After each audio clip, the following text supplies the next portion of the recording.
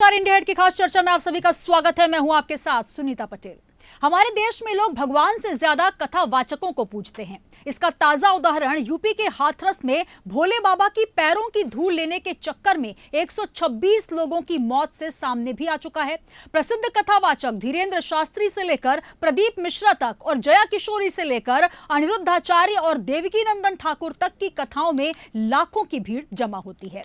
लेकिन जब यही कथाकार अपनी जुबान से शुभ वचनों की जगह जहर उगलने लगे तो फिर धर्म पर भी सवाल खड़े होना लाजमी है। ऐसा हम इसलिए कह रहे हैं क्योंकि उज्जैन के पंचायत अखाड़े के महामंडलेश्वर प्रेमानंद महाराज ने मुसलमानों की बढ़ती आबादी पर चिंता जाहिर करते हुए हिंदुओं से 4-4 बच्चे पैदा करने की अपील कर दी है। लेकिन इस दौरान वो अपनी कथा में हिंदू महिलाओं पर अभद्र टिप्पणी भी कर बैठे। प्रेमानंद महाराज ने कहा कि हिंदू महिलाएं अपना फिगर मेंटेन करने के चक्कर में ज्यादा बच्चे पैदा करने से परहेज कर रही हैं। तो आइए आपको सुनवाते हैं क्या कुछ कहा महाराज ने। ज्यादा से ज्यादा 2, परंतु आज इस बात की चिंतन और चिंता करने की आवश्यकता है। इस भारतवर्ष को अगर हिंदुस्तान बनाना है तो हमारी माताओं को एक नहीं कम से कम एक परिवार में 4-4 पुत्र होना चाहिए। आज उत्तर प्रदेश हमारा चला गया है, आधा उत्तर प्रदेश चला गया है। उत्तर प्रदेश के 17 जिले नाम नहीं लेना चाहता मैं, पर हिंदू धर्म के नहीं रहे। आधा बंगाल, असम में 5 लाख जिनके पास कोई पासपोर्ट वीजा कुछ भी नहीं है, और वहां हो रहे हैं 8-8, 10-10, और हमारी माताएं फिगर मेंटेन करने में लगी है। देखो हमारे पास ज्यादा जगह तो नहीं है, पर अगर 2 का टारगेट हो, अगर कोई 3 कर रही है तो हमको दे दो। नहीं तो आज से 25 साल पहले 2 करोड़ थे, फिर हुए 9 करोड़, और अब हो गए हैं 38 करोड़। वो दिन दूर नहीं है कि हिंदुस्तान इंडोनेशिया ना बन जाए। परंतु इंडोनेशिया में अगर कोई भगवान की बात करता है तो रात को ही उसको काट के समुद्र में डाल दिया जाता है। अगर अखंड भारत की बात करते हो, हिंदू धर्म की बात करते हो, तो हमारी माताओं को कम से कम 4, कम से कम जाना हो जाए तो ईश्वर की कृपा।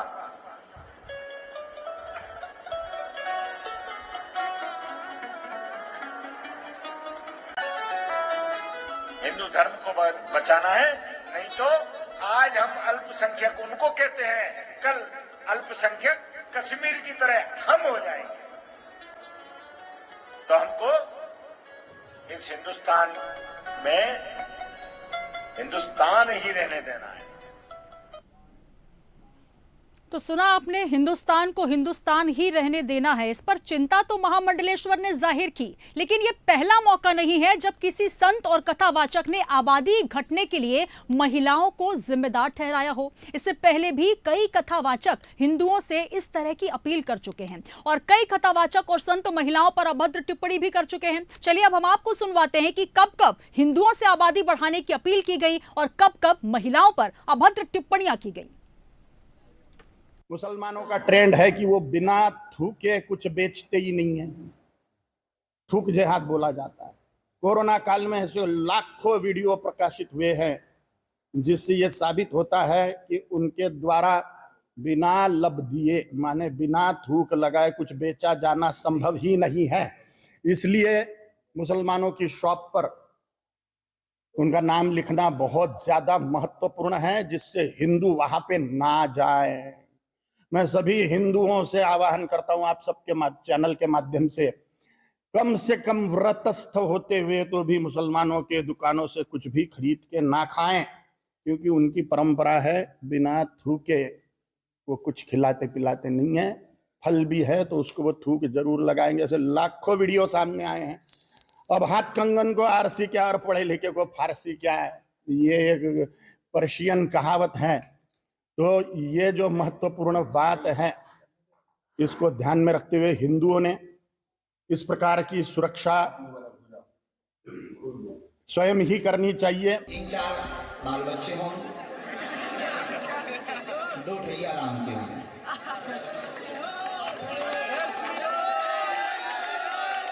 समझदार को सारा काफी। वैसे तो 2 बच्चे 2 ही अच्छे, लेकिन एक बच्चा राम जी के लाना दो। वह बच्ची स्त्री की शादी हो गई हो तो उसकी 2 पहचान हो, मांग का सिंदूर, गले में मंगलसूत्र। अच्छा, मान लो मांग का सिंदूर ना भरा हो, गले में मंगलसूत्र ना हो, तो हम लोग क्या समझते हैं, भाई ये प्लाट अभी खाए। और मांग का सिंदूर भर गया हो, गले में मंगलसूत्र लटक गया हो, तो हम लोग दूर से ही देखकर समझ जाते कि रजस्वी हो चुकी। अब 2 प्रकार के होते हैं, एक डॉग होता पालतू, एक होता फालतू। पालतू होता उसके गले में पट्टा होता है, उसी प्रकार जो राम जी का पालतू हो जाता उनके गले में कंठी माला होती है, जो फालतू होता है तो बिना माला।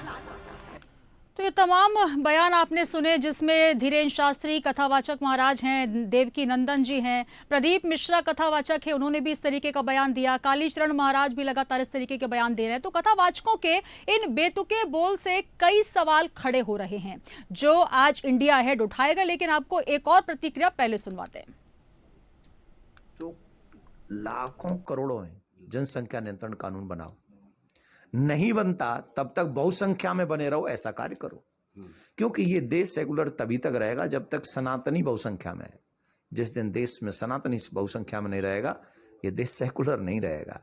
हमने अपनी भाषा में कहा है कि 4 बच्चे पैदा करो, 2 बच्चे खुद के लिए रखिए और एक सनातन धर्म की ऊर्जा को बढ़ाने के लिए रखिए और एक राष्ट्र के लिए बॉर्डर पर लड़ने के लिए सैनिक के रूप में दीजिए। क्योंकि ये आने वाली पीढ़ी में जब एक ही घर में बच्चा होगा तो वो माता पिता को पूछेगा कि राष्ट्र की सेवा करेगा, तो राष्ट्र सेवा के लिए 2 बच्चे होना बहुत जरूरी है। अब वो कानून लाएंगे जब देखा जाएगा, अभी तो कर लो। नवयुवक लड़के इतनी पढ़ाई कर कर आगे बढ़ रहे हैं, जो नवयुवक बच्चे इतनी विद्या अध्ययन कर रहे हैं, एक डिग्रियां ले लेकर बैठे हुए हैं, इनका रोजगार अच्छा हो जाए और कहीं ना कहीं हमारे सनातन धर्म को कोई ठेस ना पहुंचे और हमारा राष्ट्र उन्नति की। तो ये तमाम बयान हमने आपको सुनवाए, ये तमाम वो बाबा हैं जो सनातन धर्म की रक्षा की बात करते हैं। उनका ये कहना है कि बच्चे, जहां सरकार ये कह रही है कि बच्चे 2 ही अच्छे, वहीं पर ये जो तमाम प्रतिक्रियाएं आई हैं उसमें साफ तौर पर कहा जा रहा है कि 2 बच्चे तो आप अपने लिए कीजिए, लेकिन एक बच्चा राम के नाम पर कीजिए, दूसरा बच्चा देश के नाम पर कुर्बान कीजिए। तो कहीं ना कहीं सरकार जिस तरीके से आबादी नियंत्रण की बात कर रही है, लेकिन बाबा जो हैं वो आबादी विस्फोट की बात कर रहे हैं। और सबसे बड़ी बात, इन तमाम प्रतिक्रियाओं में कहीं ना कहीं महिलाओं का भी यहां पर विरोध नजर आ रहा है। तो कई सवाल उठते हैं, चलिए हम उन सवालों पर भी आएंगे। आज इंडिया हेड कौन कौन से सवाल कर रहा है, और ये तमाम बाबा हैं जिनके हम आपको चित्र भी दिखा रहे हैं, हमने इनके बयान भी आपको सुनाए, जहां पर उनका कहना है कुछ मुसलमानों पर टिप्पणी करते हुए नजर आ रहे हैं तो कुछ महिलाओं पर टिप्पणी करते नजर आ रहे हैं। लेकिन सबसे बड़ा सवाल यही है, आबादी पर घमासान है और बाबाओं के बिगड़े बयान हैं। इस पर ही आज हम चर्चा करेंगे। तो सरकार जहां पर समान नागरिक संहिता और जनसंख्या नियंत्रण की दिशा में कदम उठाने की बात कर रही है, तो वहीं बाबा कह रहे हैं कि आपको 2 बच्चे नहीं बल्कि 4 बच्चे पैदा करना चाहिए। जो महिलाएं 2 बच्चों से ज्यादा बच्चे पैदा नहीं करती हैं, वो अपने फिगर की चिंता कर रही हैं, फिगर मेंटेन कर रही हैं। तो ये तमाम ऐसी प्रतिक्रियाएं आ रही हैं जिस पर कई तरीके के सवाल भी उठते नजर आ रहे हैं। तो क्या बाबा तय करेंगे बच्चों की संख्या? जो लगातार आबादी विस्फोट हिंदुस्तान में देखा जा रहा है, उसको लेकर अब बाबाओं ने यह ठान लिया है कि आबादी और बढ़नी चाहिए। तो एक तरफ जहां पर जनसंख्या नियंत्रण कानून को लेकर हिंदुस्तान में सरकार चिंतित है, तो वहीं बाबाओं के बयान ये चिंता में डाल रहे हैं कि आप कह रहे हैं कि बच्चे 2 ही अच्छे। 1970 से ये नारा चलता आ रहा है कि बच्चे 2 ही अच्छे, लेकिन आप सुनिए ये तमाम बयान जहां पर उनका कहना है कि 2 बच्चे ठीक हैं, लेकिन एक बच्चा राम के नाम पर होना चाहिए। 2 से ज्यादा बच्चे हैं तो आप वो बच्चे हमें दे दीजिए, हम उनको पालेंगे, वो देश के नाम पर हो जाएंगे। तो इन तमाम बयानों का क्या मतलब है? साथ ही क्या वाकई मुसलमानों की बढ़ती आबादी हिंदुओं के लिए खतरा है? यह भी एक सवाल यहां पर उठता है।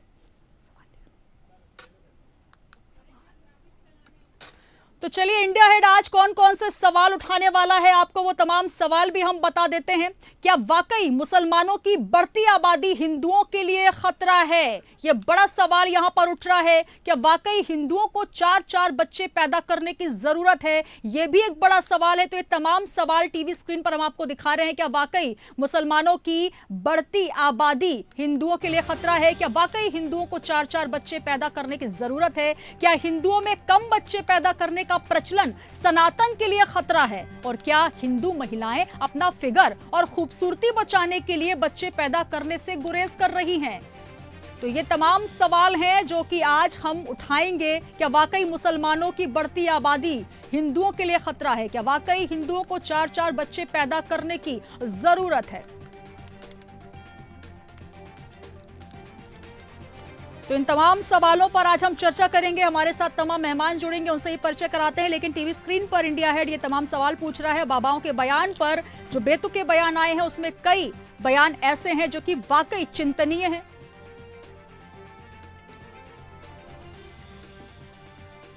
तो क्या वाकई हिंदुओं को 4-4 बच्चे पैदा करने की जरूरत है? क्या हिंदुओं में कम बच्चे पैदा करने का प्रचलन सनातन के लिए खतरा बन जाएगा?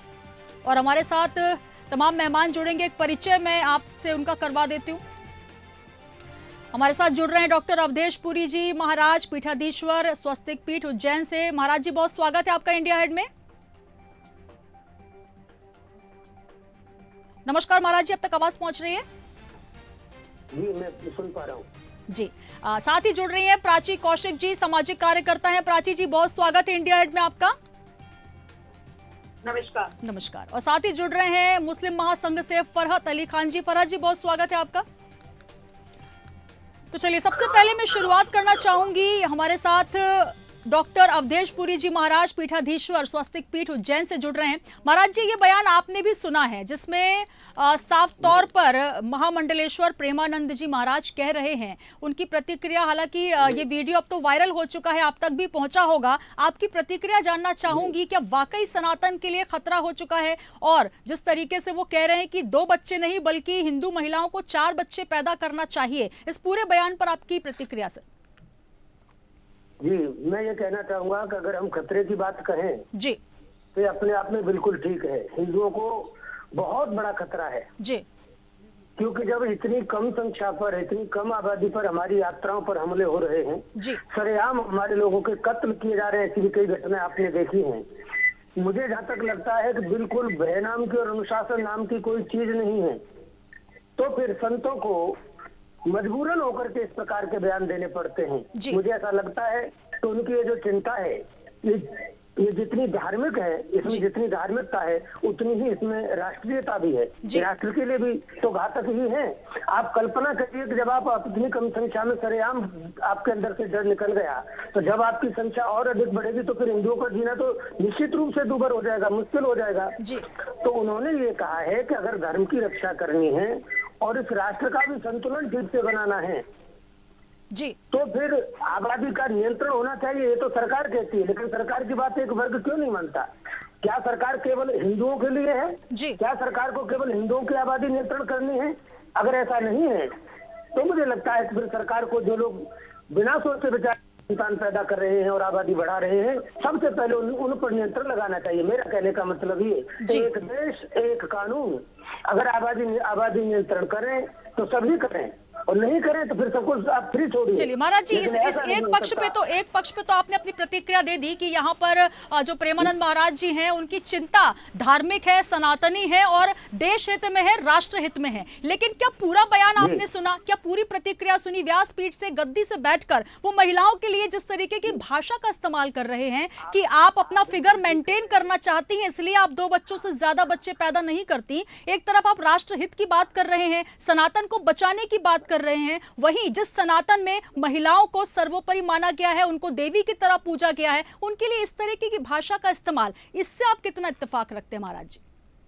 चलिए, उनके शब्द का समर्थन मैं नहीं करूंगा क्योंकि उसकी जगह पर दूसरे शब्द का उपयोग भी किया जा सकता था। लेकिन उनकी जो चिंता है वो जायज है, उसका मैं निश्चित रूप से 100% समर्थन करूंगा, क्योंकि हिंदुस्तान के सामने ये एक बहुत बड़ा प्रश्न चिन्ह है कि अगर इसी प्रकार से आबादी बढ़ती चली गई मुसलमानों की, मेरे भाई मेरे साथ में बैठे वो भी उत्तर देंगे इसका, जी। तो निश्चित रूप से देश के सामने संकट खड़ा हो जाएगा, क्योंकि आए दिन हमारी यात्राओं पर हमले होते हैं, आप सब देख रहे हो। जी आज चलिए। यहाँ हिंदुस्तान में पाकिस्तान के झंडे फहराए जाते हैं, हिंदुस्तान को मुर्दाबाद कहा जाता है, सूर्य भगवान को नमस्कार करने से मना किया जाता है, वंदे मातरम कहने में शर्म आती है। जब ऐसी स्थिति है तो एक तरफ जनसंख्या आप बिल्कुल अनकंट्रोल बढ़ाते चले जा रहे हैं और राष्ट्रीयता से आपको कोई लेना देना नहीं है। अगर ऐसा होगा तो नहीं चलेगा फिर। इसलिए चलिए मैं इसका जवाब महाराज जी फरहद जी से ले लेती हूँ। जी फरहद जी, तमाम प्रतिक्रिया आपने सुनी महाराज जी की। उनका कहना है कि अगर भारत की सरकार अगर जनसंख्या नियंत्रण कानून पर बात करती है, हालांकि यहाँ पर महाराज जी स्वयं कह रहे हैं कि प्रेमानंद जी की 2 से ज्यादा बच्चे होना चाहिए, और यही बात लगातार अगर हम बात करें जो माइनॉरिटीज हैं, जो मुस्लिम समुदाय है या और भी समुदाय के लोग हैं, खास तौर पर मुस्लिम्स पर इसलिए कहा जाता है क्योंकि जब जब जनसंख्या नियंत्रण की बात होती है तो एक विरोध देखा जाता है कि हमें टारगेट करने के लिए ये नीति लाई गई है। आप क्या कहेंगे इस बयान पर भी, और सबसे पहले आपकी प्रतिक्रिया इस पूरी चर्चा पर? मेरी आवाज मिल रही है आपको? हाँ जी फरहद जी, सुन पा रही हूँ आपको। जी जो बाबाओं का कथन है या कथावाचकों का कथन है, उन पर किसी भी प्रकार की टिप्पणी कर मैं विवादित नहीं होना चाहता जी, क्योंकि कोई भी बाबा अपने समाज को कोई भी संदेश दे सकते हैं और उसके लिए खुले हुई आजादी। लेकिन जैसे मैंने सारा सब कुछ सुना। उन्होंने ये कहा हमसे कि ये थूक कर खिलाते हैं या आबादी बढ़ा देते हैं, ये जो है वंदे मातरम नहीं बोलते जी। अब ये भी सर ने कहा ये सूर्य नमस्कार नहीं करते, या ये पाकिस्तान जिंदाबाद के नारे मारते हैं। तो मैं बताता चलूं, इको मिल रही है, थोड़ी इको जी मिल जी रही है। जी फरहद जी, सुन पा रही हूँ मैं आपको। इको मिल रही है मैम, अच्छा, आपको आवाज स्पष्ट नहीं आ रही है? एक बार पीसीआर से निवेदन है कि थोड़ा सा आवाज कंट्रोल कर लें। जी फरहद जी कहें। मैं बताता चलूं, कनाडा जो मुसलमानों पे आरोप करते हैं, मुसलमान जो इस वक्त में प्रतिष्ठित मुसलमान है, अगर उसके 2 से बच्चे कोई भी बंदा दिखा दे तो मैं मुस्लिम महासंघ का राष्ट्रीय अध्यक्ष उनसे हाथ जोड़ करके उन्हें उनके आगे सर झुका दूंगा। देखिए, हमारे नबी ने भी कहा कि आबादी को नियंत्रण में रखो जी। अब सरकार कह रही है तो हमें नियंत्रण में रखना है। जहां बाबा ने कहा कि भाई 4 बच्चे पैदा करो, तो वो मुस्लिम समाज से तो बोल नहीं रहे हैं जी, वो अपने समाज से बोल रहे हैं। तो लाजमी सी बात है कि उन्हें पूरी आजादी है, लेकिन दूसरे पे इल्जाम लगाना या मुसलमानों को टारगेट करके अपनी कौम के जज्बे को बढ़ाना, ये बिल्कुल गलत बात है। कौम का जज्बा आपके प्यार से, आपके मोहब्बत से, आपके सम्मान से और आपके जो, और मैं बड़ी माफी के साथ बोलूंगा कि जैसे मैं अनुशासन का पालन करता हूं तो दूसरे को भी हिदायत दे सकता हूं कि अनुशासन का पालन करिए। पहले जो बाबा हैं वो शादी करें, बच्चे पैदा करें, फिर उसके बाद में हम देखेंगे कि क्या उन्होंने राम को और देश को अपना बच्चा दिया या ना दिया। फरहद जी, ये विवादित बयान है क्योंकि आप जिनकी बात कर रहे हैं वो सनातनी हिंदू ब्राह्मण हैं, वो महामंडलेश्वर हैं, और उनके लिए इस तरीके की प्रतिक्रिया आप ना दें। हालांकि जो प्रतिक्रिया की बात हो रही है उसका विरोध हम भी कर रहे हैं, साथ ही महाराज जी भी यही कह रहे हैं कि आप अगर राष्ट्रहित की बात कर रहे हैं तो वहां तक ठीक है, लेकिन इस तरीके का कोई विवादित बयान ना दें, ये गलत होता है। चलिए मैं आपके पास आऊंगी। हमारे साथ प्राची जी भी हमारे साथ जुड़ी हैं, सामाजिक कार्यकर्ता हैं। प्राची जी, आपने फरहद जी की बात सुनी और डॉक्टर अवधेश पुरी जी महाराज भी हमारे साथ जुड़े हुए हैं। हालांकि इस पूरे आज की जो चर्चा है इसमें 2 ऐसे मुद्दे सामने आ रहे हैं जहां पर एक तरफ आप कह रहे हैं कि भारत को हिंदू राष्ट्र बनाना है, हिंदुस्तान बनाना है, तो 2 से ज्यादा बच्चे पैदा करने होंगे। दूसरी तरफ महिलाओं पर भी एक प्रतिक्रिया आ रही है कि महिलाएं फिगर मेंटेन करने के चक्कर में 2 से ज्यादा बच्चे पैदा नहीं कर रही। तो कहीं ना कहीं यह विवाद भी नजर आ रहा है और सनातन की आप चिंता भी कर रहे हैं। आप एक महिला होने के नाते इस पूरे बयान को किस तरीके से देखती है? जी बिल्कुल, इस तरह के कुछ धर्म के ठेकेदार कुछ इस तरह की स्टेटमेंट्स देते हैं। ये एक ऐसा आजकल फैशन बन गया है। तो मेरी प्रतिक्रिया इसमें ये है कि हमें मुस्लिम महिलाओं को समझाना चाहिए जी कि 2 से अधिक बच्चे, उनकी साक्षरता और उनके डेवलपमेंट के लिए जो सरकार ऑलरेडी कर रही है उस पर फोकस करना चाहिए, रेदर देन कि हिंदुत्व को बचाने के लिए, हिंदू धर्म के लिए ज्यादा से ज्यादा बच्चे पैदा करने पे जोर डालें हम, क्योंकि ये एक रिवर्स नैरेटिव है।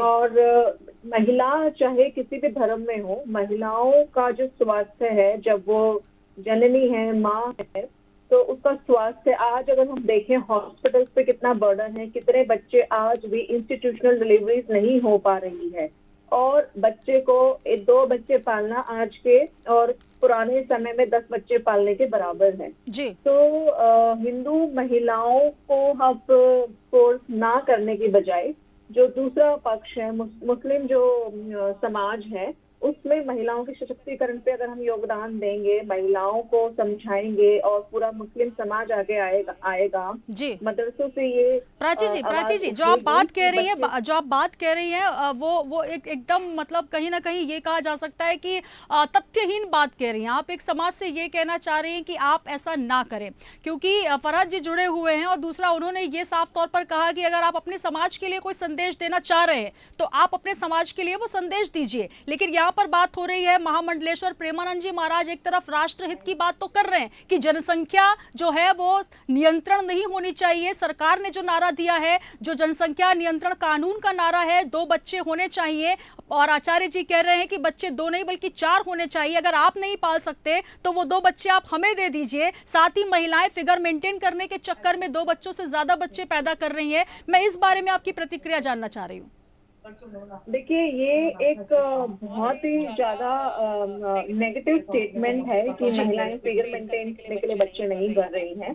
जो भी शिक्षित वर्ग है वो इस बात को समझता है, और हम यूसीसी की बात कर रहे हैं, और हमें पॉपुलेशन एक अपने आप में डिजास्टर बनता जा रहा है जी। तो अगर मैं बात करूं तो हम इसको इन टोटलिटी, देखिए उन्होंने किसी कंटेक्स्ट में ये बात कही है, लेकिन ये बात जो है बहुत गहरी है कि भारत देश में हर धर्म संप्रदाय के लोग हैं, सभी भारत के नागरिक हैं, और सभी को हमें देश को आगे लेके जाने के लिए ऐसे कानून और ऐसी व्यवस्थाओं को करना पड़ेगा जी। तो जो पॉपुलेशन एक डिजास्टर बनता जा रहा है, उसका एक बड़ा कारण यही है कि एक पक्ष में कहीं ना कहीं इस तरह की फीडिंग हो रही है कि आप बच्चे ज्यादा कीजिए। चलिए, इसका जवाब फरहाद जी आपसे ही ले लेती हूँ, क्योंकि सीधा सवाल जो है पॉइंट आउट प्राची जी वही कर रही है। और ये हर बार कई बार ऐसा हुआ है जब सरकारें जनसंख्या नियंत्रण बिल पे बात करती है तो साफ तौर पर यह कहा जा सकता है कि हिंदू मुस्लिम ये पक्ष उठाया जा रहा है, मुस्लिमों को टारगेट करने की बात की जा रही है, क्योंकि कहीं ना कहीं इस्लाम में भी ऐसा कोई प्रावधान नहीं है, ऐसा कोई पक्ष नहीं लिखा है कि हमें 2 बच्चे ही पैदा करना है। और अगर हिंदू ये बात मानते हैं तो लेकिन मुस्लिम नहीं मानेंगे। बहुत सारे ऐसे बयान भी हैं, क्या कहेंगे आप? और प्राची जी भी यही कह रहे हैं कि अगर हिंदू मान लें तो मुस्लिम क्यों नहीं मानते, और यही विवाद का कारण है जो बार बार उठकर सामने आता है, और यही वजह है कि बाबाओं को सार्वजनिक मंच से ये कहना पड़ रहा है कि सनातन खतरे में है। देखें, बहन ने और जो बात कही मैं उसका बड़ा सम्मान करता हूं, और इतनी सम्मानित महिला इस तरीके से अगर बात रखती हैं जी, तो मुझे पूरा यकीन है कि जो भी इन्हें मुसलमान सुनेंगे वो इस बात पर अमल करेंगे। लेकिन आज का मुसलमान किसी 12 बच्चे पैदा नहीं करना चाहता। आज का मुसलमान अच्छे बच्चे पैदा करना चाहता है जो देश की सेवा करें, जो हमारी परंपराएं हैं, भारतीय परंपराएं, उनकी सेवा करें। आज का मुसलमान पाकिस्तान के ऊपर लानत भेजता है।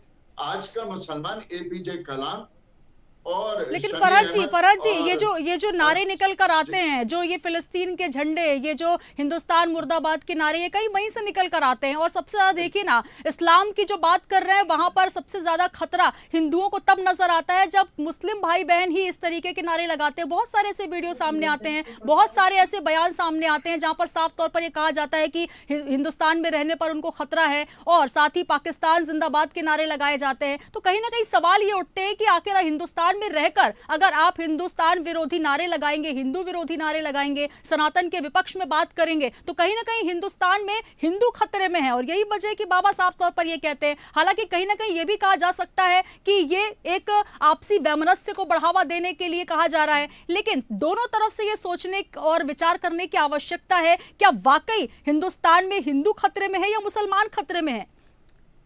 देखिए, हिंदुस्तान अगर हिंदू या मुसलमान खतरे में है तो ये समझिए कि हिंदुस्तान खतरे में है। जब हम दोनों लोग आपस में मिलजुल कर रहते हैं जी, तो लाजमी सी बात है कि हमारा देश तरक्की करेगा। बहुत से ऐसे विवाद पैदा हो जाते हैं।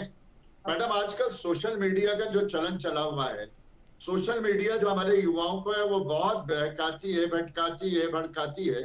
और साथ में मैं कहूंगा जैसे ओवैसी जैसे लोग जी, वो लोग भी इस भड़काने में, आग में घी का काम करते हैं।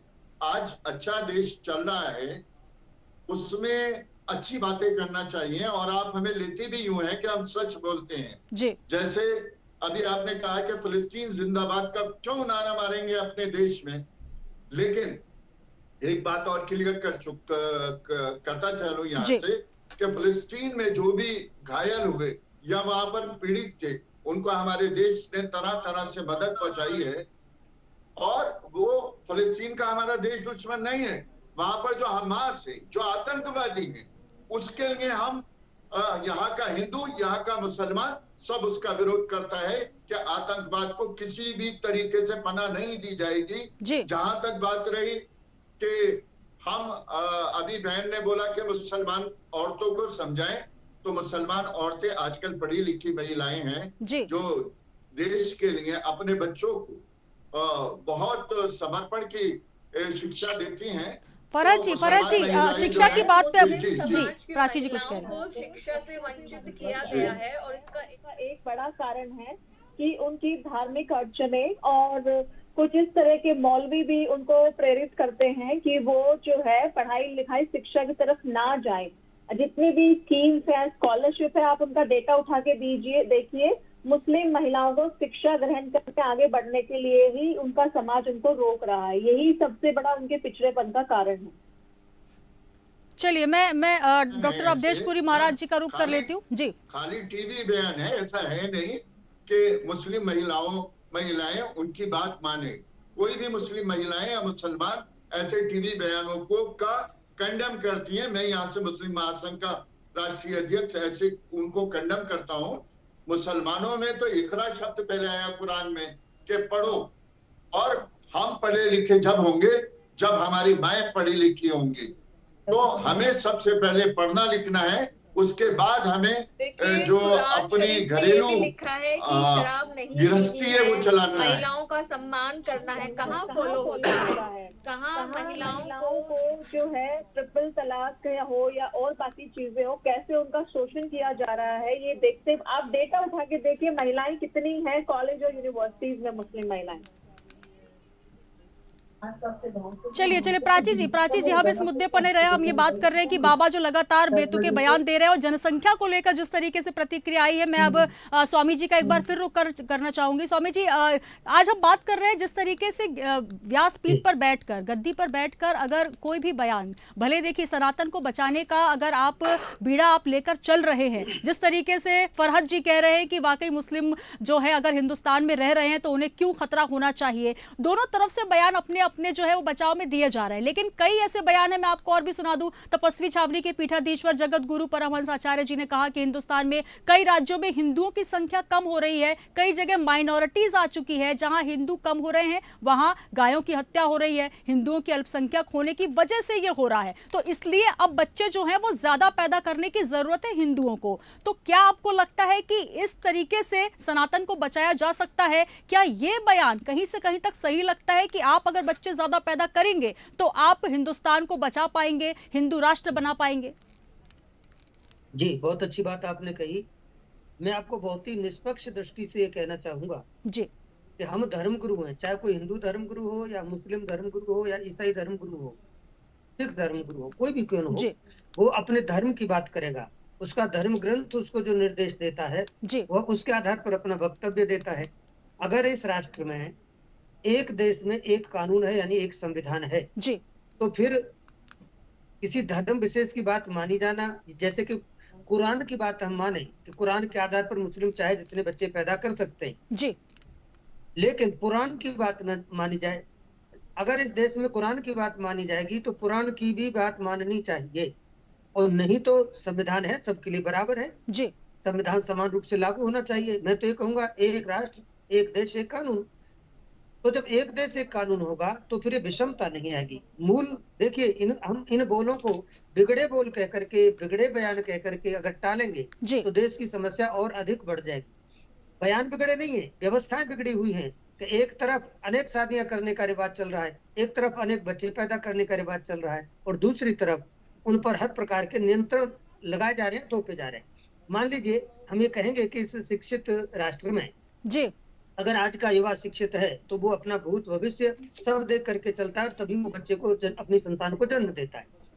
अच्छी बात है, मैं इसका कोई विरोध नहीं करूंगा, मैं चाहूंगा कि ऐसा ही होना चाहिए, लेकिन मैं ये जरूर कहना चाहूंगा कि हम सब पर लागू होना चाहिए, एक धर्म पर नहीं। बिल्कुल फरहत जी, ये बात बार बार निकल कर सामने आती है कि एक ही धर्म आखिर क्यों ये माने कि हिंदुस्तान में हमें कानून के हिसाब से चलना है, हमें जो 2 बच्चों का कानून है उसका हम पालन करेंगे, और बाकायदा हिंदुओं पर ये चीजें लागू भी होती है, वो मानते भी। लेकिन अल्पसंख्यक समुदाय इसका हमेशा फायदा भी उठाता है कि हम पर ये माइनॉरिटी पर प्रेशर बनाया जा रहा है, दबाव बनाया जा रहा है, और यही वजह है कि बार बार ये कानून पीछे हो जाता है। 35 से ज्यादा बार बिल पेश करने की बात हुई, लेकिन हर बार ये सिर्फ हिंदू और मुस्लिम पर उलझ जाता है। तो आखिर क्यों नहीं, जब आप हिंदुस्तान में हैं, जब आप भारत में हैं, तो आप इस बात को लेकर अपने समुदाय, जैसे आपने कहा कि मैं अपने समुदाय का महासंघ का हेड हूं, तो मुझे इस पूरे मामले में बोलने का हक है। तो मैं आपसे ये जानना चाहूंगी कि आखिर क्यों 8-8 बच्चे पैदा हो रहे हैं, ये जब कहा जा रहा है, तो इसको लेकर आपकी तरफ से कोई बयान आता है कि नहीं, अब हिंदुस्तान में अगर आपको रहना है तो जनसंख्या को नियंत्रण करने में, चाहे वो हिंदू हो, मुस्लिम हो, सिख हो,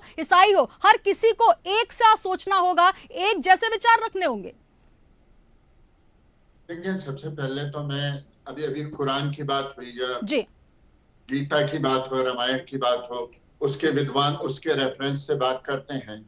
कुरान में साफ साफ साफ लिखा है कि किसी को इजा पहुंचाना, तकलीफ पहुंचाना, ये मुसलमानों में गुनाह है। जी, मैं कांवड़ से संबंधित बात करूं, नेम प्लेट्स वाली, अगर वहां पर हिंदू जो कांवड़ार्थी अपना कांवड़ लेके चलते हैं तो लाजमी सी बात है नेम प्लेट लगना चाहिए। अगर उनके धर्म में उनको तकलीफ पहुंचती है तो मुसलमान ये गुनाह का काम कर रहे हैं। हमारे देश का फरहत जी, आप जिस तरीके से बात कर रहे हैं फरहत जी, बहुत सदी हुई बात कर रहे हैं, लेकिन जो तमाम मुस्लिम है इसको लेकर विरोध कर रहे हैं, तो आखिर क्यों ऐसा अलग अलग तरीके के बयान? क्योंकि आप टीवी चैनल पर बैठकर बिल्कुल उस तरीके के बयान दे रहे हैं कि सब कुछ ठीक है, हम जो कर रहे हैं वो बिल्कुल उचित कर रहे हैं, लेकिन ये दिख रहा है ना सर सामने विरोध। आखिर नेम प्लेट की बात करें तो आखिर वहां पर क्या दिक्कत थी? सब अपनी नेम प्लेट लगाते हैं। अगर बच्चों की बात हो रही है तो आखिर 2 चाइल्ड वाला जो नेशन की बात हो रही है, महाराज जी भी वही कह रहे हैं, तो मुस्लिमों को फिर उसमें क्यों दिक्कत हो जाती है हर बार?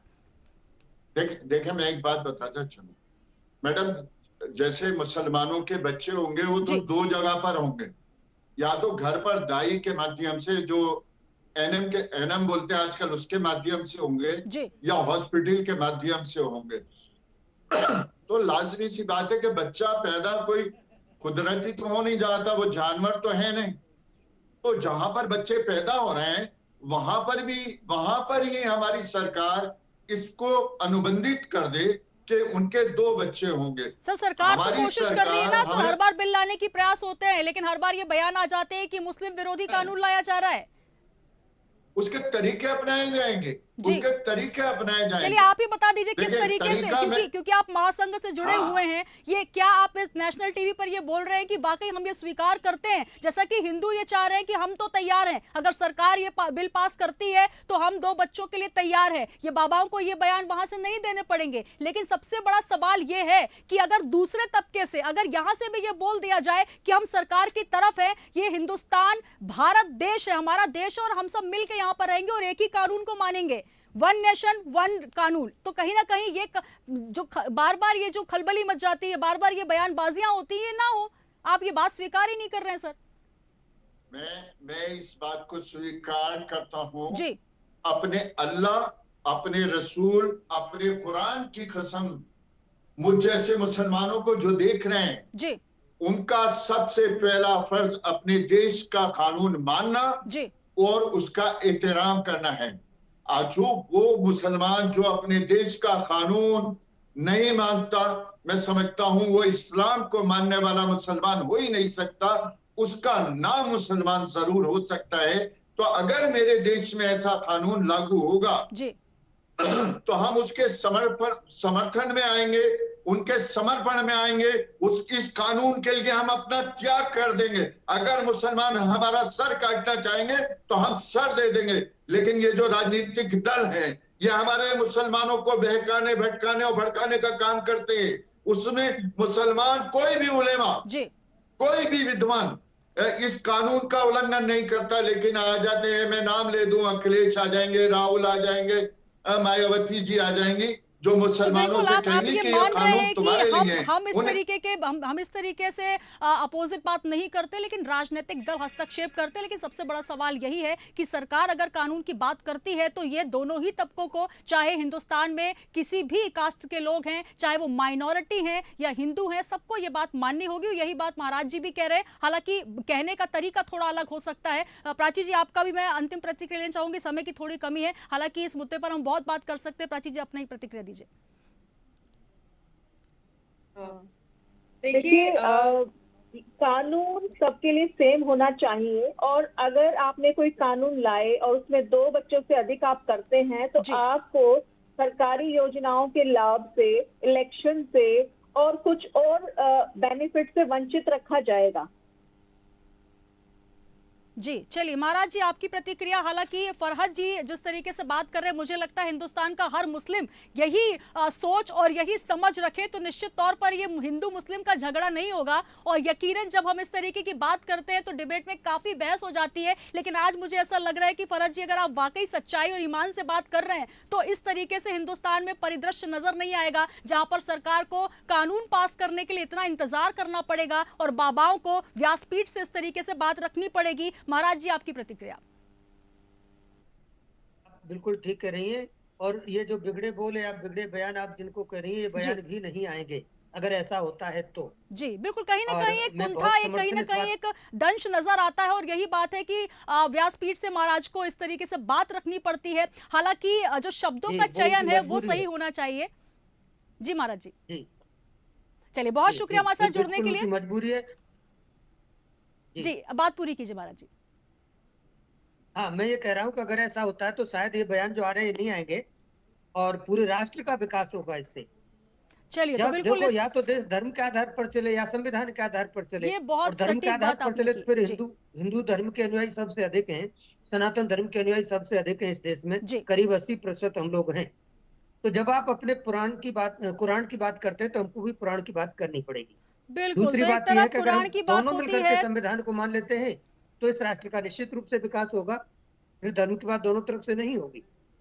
चलिए, बहुत शुक्रिया हमारे साथ जुड़ने के लिए। बात सिर्फ इसीलिए हो रही है क्योंकि जी चलिए, धन्यवाद महाराज जी। हमारे साथ डॉक्टर अवधेशपुरी महाराज जी जुड़े, पीठाधीश्वर उज्जैन से, प्राची कौशिक जी सामाजिक कार्यकर्ता, फरहत अली खान जी मुस्लिम महासंघ से। और सबसे बड़ी बात ये कि जो मुद्दा था, क्योंकि ये कहा जा रहा है कि जो बाबा हैं वो बिगड़े बोल बोलते हैं, लेकिन सबसे बड़ा सवाल जिस तरीके से पीठाधीश्वर महाराज ने कहा कि अगर हिंदुस्तान में जो तमाम जनसंख्या है, जो तमाम लोग रह रहे हैं, वो हिंदुस्तान को संविधान के साथ पालन करे, सिर्फ अगर वहां कुरान की बात ना हो तो हमें पुराण की बात ना करनी पड़े, तो हिंदुस्तान में अगर हमें रहना है, हमें भारत में रहना है, तो सर्वधर्म की बात करना चाहिए। और बहुत अच्छी बात फरहत जी ने भी की, क्योंकि उसने साफ तौर पर यह कहा है कि अगर हर मुस्लिम ये बात मान ले कि हमें सरकार के जो कानून बनाए गए हैं उनका पालन करना है, इसमें किसी राजनीतिक हस्तक्षेप या राजनीति से हमें प्रभावित नहीं होना है, तो निश्चित तौर पर इस तरीके के बयान भी सनातनियों को नहीं देना होगा। लेकिन सबसे बड़ा सवाल यह भी कि जब आप व्यासपीठ पर बैठे होते हैं तो आप सनातन की बात करें, आप धर्म की बात करें,